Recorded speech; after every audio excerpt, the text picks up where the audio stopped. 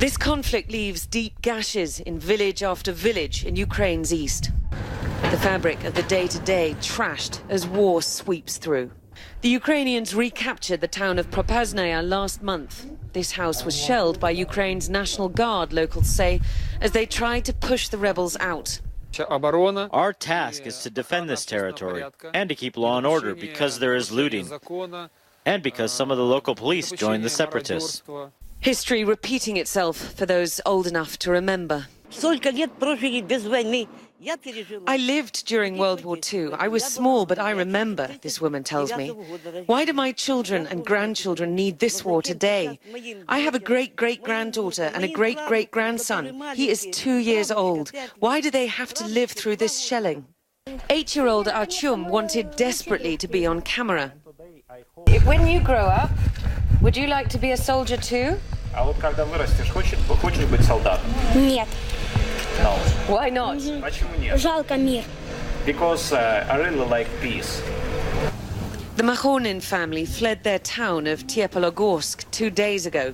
Intense shelling meant they'd had to stay 24/7 in an underground bomb shelter with more than 100 others. I don't think about Russia, the mother says. I don't think about who's involved. I think about one thing, how to survive, and how my child will survive. For now, the fire brigade in a nearby town is providing them shelter. They don't know where they'll go after this. We talked to the International Red Cross about how they're getting aid into besieged cities like Luhansk.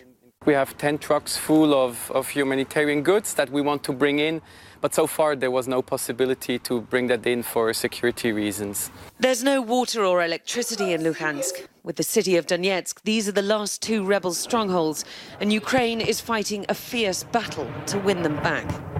As the fighting continues, Russia now says that it wants to send a second humanitarian aid convoy into Luhansk as early as this week. Ukraine called the first a direct invasion, but there is, of course, a very real difference between invading with tanks and with aid lorries. And whatever President Putin's motives may be, there is no doubt that humanitarian supplies are desperately needed by the people of Lugansk. Diana Magne, CNN, Lugansk region, Ukraine.